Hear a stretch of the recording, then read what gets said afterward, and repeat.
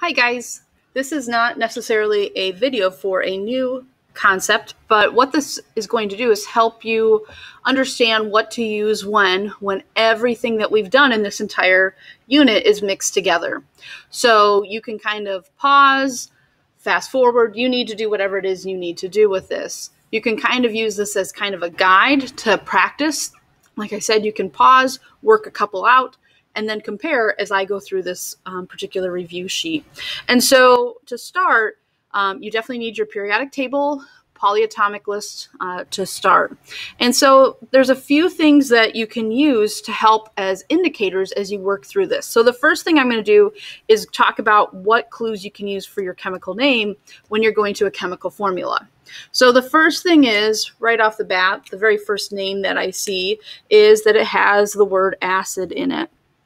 So that helps indicate what I need to do when it comes to writing a formula. So I'm just going to highlight that to understand that that was a clue. The next thing is we have Roman numerals as a clue on what it is we're going to do to name that. So I'm going to highlight anything that has Roman numerals. Let's see, the next thing I can work with is anything that has prefixes. So when I look at this one, yes, the first element doesn't have one, but the second element certainly does. Let's see here. And then this one here has prefixes as well. And then that's pretty much it. So from there is if we were to have any polyatomics. And so we know that there's two polyatomics that end in "ide." We have like hydroxide and cyanide, none of which are listed here. So the only one that is a polyatomic is this one here. So we have two things mixed together, Roman numeral system and a polyatomic. For whatever reason, I didn't have any other polyatomics on that side. So these are some clues to work with. I guess I did lie. We do have one other polyatomic. I wasn't looking at the cation side of things. We have a polyatomic here, ammonium. So I'm going to work through this side of things first. And so like I said, there's lots of things that help decide what it is you're going to do to name these. So I'm going to change it up because my handwriting is a little bit difficult right now and this space isn't big enough. So I'm going to move this off my screen. I copied it in a format that gives me a little bit of space. So I'm going to start with well, why don't we just start with acids because those are kind of tricky. So this first one that I highlighted in orange was that nitric acid. And so that tells you right away that as soon as you see anything that says the word acid, that tells you you know your cation. That means that hydrogen must be your cation. So we have H with a +1. The trick then is figuring out what polyatomic or anion it's combined with.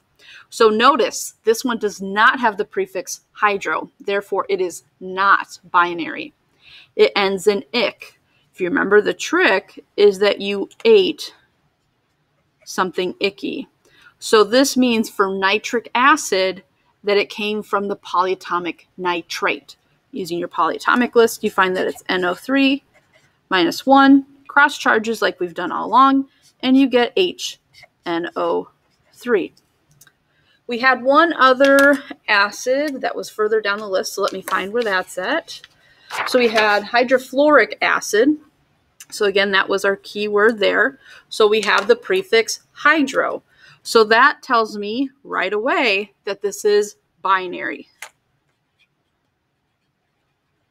So I know acid means hydrogen's my proton or cation, so H +1. So hydro, again, binary, so fluoric. That tells me it's combined with fluorine. Using the periodic table, it's a -1 anion. So the final formula is HF, and we are done. So we've wrote the two formulas for the two acid examples given to you so far on the left-hand side. So let's go to prefixes next. Okay, so let's see on my sheet, right here. Okay, so the first one we had with a prefix was here, nitrogen dioxide. So that prefix again tells me a couple things. So this, if you remember, we look at our periodic table, we have nitrogen and oxide. You'll look, wait a minute, they're both negatives. So remember, in this naming process, you do not cross charges. You don't change anything about it.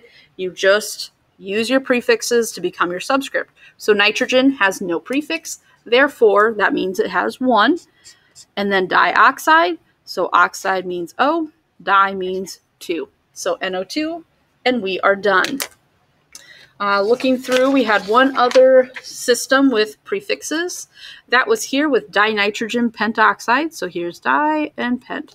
Same thing. Go to your periodic table. You go, wait a minute, I have a negative and a negative. So that's telling you do not cross charges. So we have dinitrogen. So I know N is my first element. I have 2 of them because of that prefix. Pent means 5. Oxide means O. So O5, and we're done. For example, just a side note, if we were to have N2O4, remember with this system, you do not simplify. Your prefix becomes your subscript and you're done. Okay, so that was just a little side note. I believe that is it for anything with prefixes from the left-hand side. So we're going to actually just kind of pick up with the top of the assignment sheet and work our way through the rest, going to our formulas. So lithium iodide. So everything else is going to be a cation, anion. So the only time you don't cross charges is when you have prefixes. So maybe that would have been the better one to even start with before even doing acids. But anyways, so lithium iodide. So I don't see a Roman numeral. So that means I know it's charged. So lithium's in family 1. It's an alkali metal. It has a fixed charge. So my periodic table is what's going to help me here. So lithium is Li. It's a +1 charge. Okay. Iodide, because of that ending, I know that means just iodine. Same thing, periodic table, it's a halogen, -1. So Lii, no subscripts needed. So here, the difference going from here to here was we introduced those Roman numerals. So remember, the only thing that gets Roman numerals are those transition metals. So those I have here in orange. And then these 2 guys are lumped in there because they form multiple charges, unlike the S block and aluminum. And so that tells us the charge. So this is doing the same thing. The thing that's nice is it's then told me the charge of the metal. So zinc is Zn +2. I have bromide, so that tells me I'm working with bromine. Same thing as iodine. It's a -1 because it's a halogen. Cross charges, so we get Zn, Br2, and that one is finished. So moving on, the next one I have to answer is magnesium fluoride. So magnesium, I now have Mg +2 because it's an alkaline earth metal. Fluoride tells me fluorine -1. Same idea, cross charges. We get MgF2, and it's done. Let's see here. So this one we identified ammonium. And ammonium, if you remember, you're going to spend a lot of time looking for it on your periodic table because, again, it is not an element. So I'm going to highlight that in that lavender color I used. And so ammonium, again, is that one and only polyatomic that's a cation. So NH4 with a +1. Okay, oxide, oxygen -2. So the thing here to remember is the rules when it comes to crossing charges in a polyatomic situation.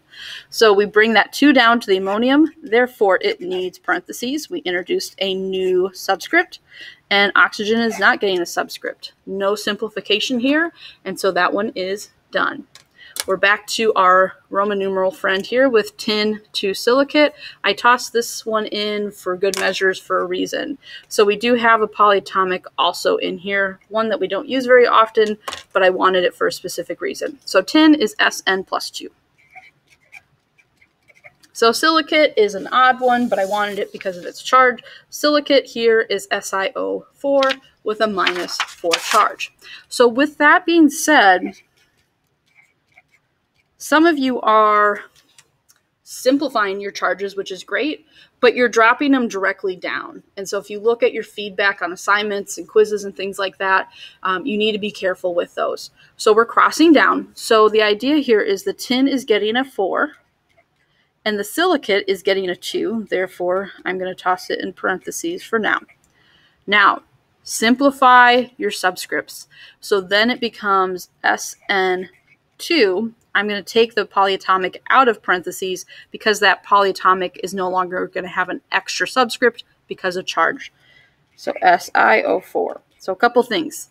Make sure that you're crossing down correctly. What I'm seeing a lot of students do is they're simplifying it, but they're writing it this way, is what I would have seen from a lot of you. So you're remembering to simplify, but you're not crossing. That's incorrect. And then again, no parentheses needed, and do not simplify anything that's part of the polyatomic. Let's see, do we have any others? Yep, we have one last one, and then we'll talk about the other half. So beryllium oxide, going back to just standard naming from topic 6.1, beryllium is a +2 cation because it's an alkaline earth metal, and oxide is oxygen with a -2. We see a +2, -2 situation. They cancel, and we have no subscripts. We're good to go. All right, so let's look at the other half. So I feel like when you are looking at this list, when you look at the left-hand side, you have a lot of clues to work with because you have things like acid and Roman numerals. There's a little bit less going on here, and some of this requires you to do some investigative work, so to speak, in that you need to look at where things are coming from on the periodic table. So, to start, anything that's an acid is going to start with hydrogen. So let's see, I used acid as orange on the left-hand side. So if I take a look, here's one that begins with hydrogen, here's one that begins with hydrogen, and here's one that begins with hydrogen. So those are all acids, okay? The next thing then is you can look for anything that might have a polyatomic in it. Polyatomics would have formulas where you have 3 or more elements. Sometimes, again, in acids here, we can see that these have polyatomics. So I use lavender, I believe. So this is my polyatomic here, polyatomic here. So here I can see I've got multiple elements floating around. So you may want to refer to your green sheet. This will be my polyatomic, polyatomic, polyatomic, polyatomic, polyatomic. Guess what? Another polyatomic, and the last one. So in case you need to wonder, you're probably going to dream about the word polyatomic tonight because I don't think I said it quite enough. Okay, so what else can I help you with? Okay, so the last thing is, or the next thing I should say is, when do we need a Roman numeral in the name? Those are for our transition metals. So I'm going to highlight any of them that come from this region, tin and lead. Okay, so you may have to pause and maybe take a look yourself. So mercury is definitely a transition metal, so is silver, so I'm going to underline those. So that means those are going to need Roman numerals in their name. Potassium's not a transition metal, lithium's not, beryllium's not, potassium's not, iron sure is, lead sure is, and that's it. So those ones that I just underlined in green are going to need Roman numerals in their name. What else? We need to look for ones that are prefixes. So when do you use prefixes? Prefixes are going to include those ones that are here in my light purple color, and in some instances are transition metals. So maybe I will go over that real quick in a pink. So these guys here that follow that stair-step line are also thrown into that bundle of joy that include situations that would use prefixes. Okay? And again, that's when you have 2 negatives together, or a metalloid and a non-metal.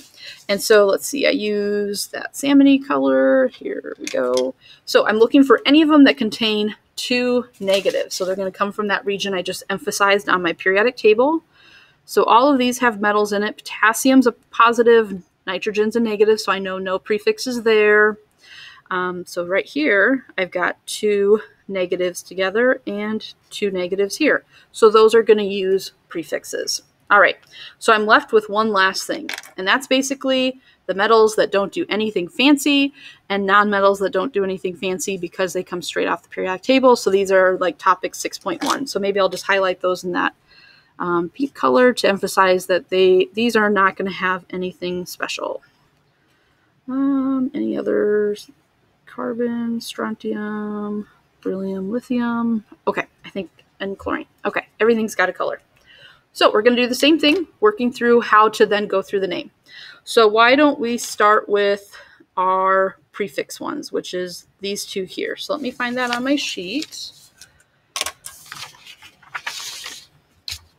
Okay, so we've got this N2O. Okay, so I got both of them on my screen. Perfect. So I'm going to highlight these in pink. Again, just to emphasize, these are going to have prefixes because they are 2 negative charges. So these 2 have 2 different situations going on. The first element has no only one because there's no subscript. So that's mono. But if you remember the rule, because we like rules in chemistry, you never put mono on the first element name. So we just name it outright. So it's iodine. Now, the second element must always have a prefix. In this case, we have 7. The prefix for 7 is hepta. We can keep that A, because again, the English language is wonderful, and then tack on the name fluoride. So that is iodine heptafluoride, and you're done. Here, the first element has a prefix. It has a subscript of 2, and the second element has no subscript, meaning it has 1. So to start, we have 2 nitrogen, so we're going to call that dinitrogen.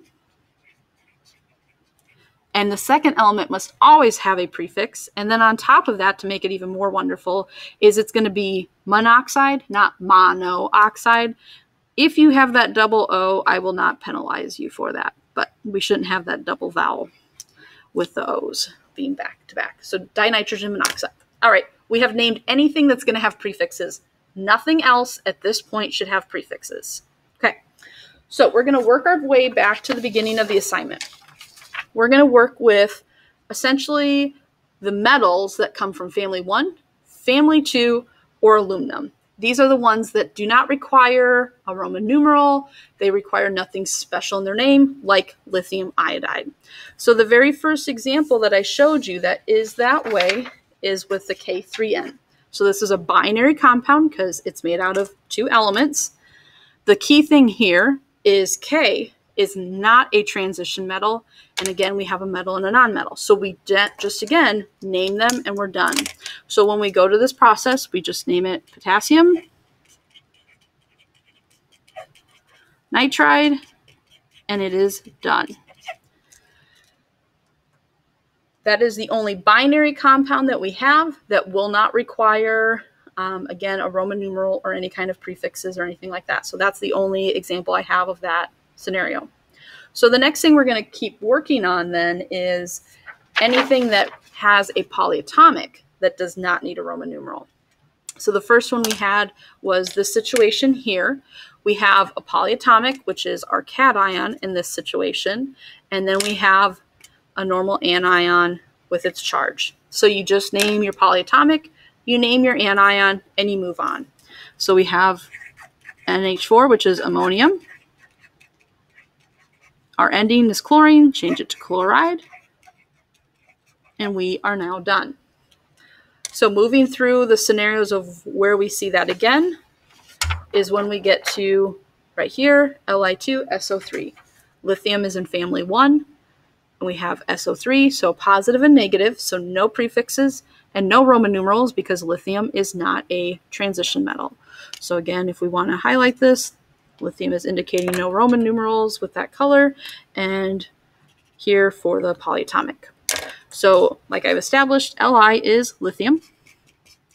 So the only last thing you need is you need to identify what SO3 is, and be careful, it's not sulfate, it is sulfite because of the 3 oxygen. The next one that's in the same scenario of what we just worked through is BeCN2. So we have a polyatomic. We can see that with the parentheses especially. And we have Be, which is coming from family 2. Again, no Roman numerals are then needed. So we have beryllium, using your polyatomic list, if you don't know this one, cyanide, and it is done. We have the same situation at the bottom of my screen. We have another scenario with K, and we have a different polyatomic. So K is potassium. Last one, or the polyatomic, is permanganate. And we are done there. And then we just have one last situation that falls in the same boat, which is this one here, where we have strontium as our metal with its polyatomic. So here we have Sr, strontium, and our ending is going to be acetate with that polyatomic again that can be wrote 2 different ways. Okay, so we've gone through all of those. So the next thing we're going to circle back through is anything that had a transition metal in it. Now this is the part that gets tricky because you guys forget, because again, we do have a lot of things going on all at once. So you got to remember the rules. So the first one that did that was AG. So a lot is similar with the system we just did. The part that's different is because AG is a transition metal, we need to figure out what is its Roman numeral going to be. So the first part, we can go silver, but we go, wait a minute, silver's a transition metal, so I can set up my spot for Roman numerals, and SO4 is sulfate. The part that becomes tricky is you've got to work it out to figure out what is that polyatomic going to be, or the charge of the metal. I'm getting ahead of myself. So what you do is that crossing up process. So you bring up your subscripts to work out, is this the correct charge or not? So SO4, not in parentheses. So that 4 is part of the polyatomic. Do not cross up that SO4. So I'm going to bring up a 1. And actually I goofed. This should really have a 2 there. So write in a subscript of 2. What we should bring up is a 2, because silver actually only makes 1 charge. It's a +1. So again, pretend that that 2 was there all along, even though it wasn't. So bring up that 2. So then from there, you check it out. You check your negative. It works out. SO4 truly is a negative. This is then correct. And we call this silver 1 sulfate, and we're done.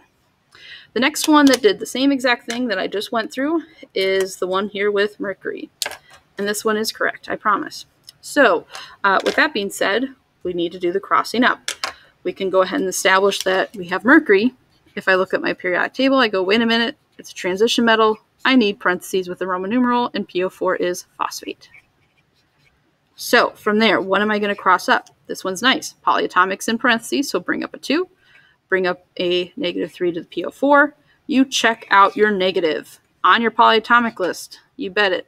You betcha. This is correct, so this is correct. So the correct charge of mercury is 2, so this is called mercury 2 phosphate, and we're done. Let's see here. So everything, let's see, that's an acid, so we're good there. So the next one that's in that boat is here we have Fe, which is iron. We do not have a polyatomic, we just have a nonmetal with it. We still have to work out the Roman numeral. So we have iron, parenthesis, phosphide. You do the same thing. We're going to cross up. We have nothing to bring up, so we bring up a 1 and a 1. You check your negative. It is lying to us. Phosphorus never forms a -1. It always makes a -3. So this cannot be a +1. You then ask yourself, what is the charge of iron? It's a +3. So what made that cancel? Again, it had to be that +3. So this is really iron 3 phosphide. That's why you have to do these steps, because your subscripts can lie to you. This one here with the PB is another good example of that. We have a transition metal. Cross things up. Bring up a 1. Bring up a 2. Check your negative. Carbon's lying to you. Carbon's a -4. So this one is the tricky one. Again, what are you looking at? Looks like that 4 simplified down because it crossed down, and we now have a 2. What would have made that happen? A +2. So this is going to be named lead 2 carbide. Okay, so I think the only thing we have left is our wonderful acids. We do. Perfect. So again, as soon as you see hydrogen is your cation, you know you are working with an acid. So we have our forks in the road. That's the tricky part with acids. So this is binary. So this is made out of 2 elements. That decides our rules. So we start with hydro. That's the key part in the fact of its binary. So this part, if you remember, is what we substitute out. So that's where we use our nonmetal. Our nonmetal is iodine, so we use the stem of it. But instead of iodide, it becomes iodic.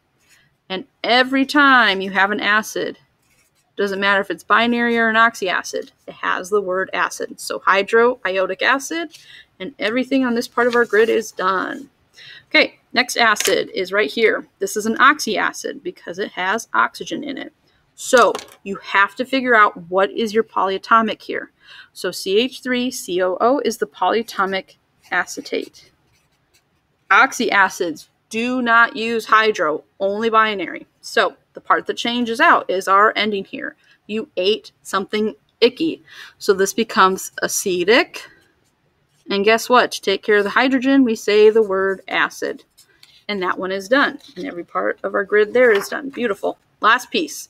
So we have our last acid. Yet again, another oxyacid because it begins with hydrogen. Figure out what your polyatomic is. So NO2 is nitrite.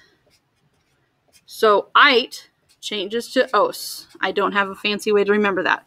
So this becomes nitrous acid. No hydro, because guess what? It's not binary. So this is truly the summary of all our chemical naming and what you need to do in order to be successful. Again, I know this video is probably a little bit long for your liking. I'm sorry, but it did a good job at walking you through everything you need to do to figure out what rules apply. Because guess what? We have a lot of rules. Let me know if you have any questions.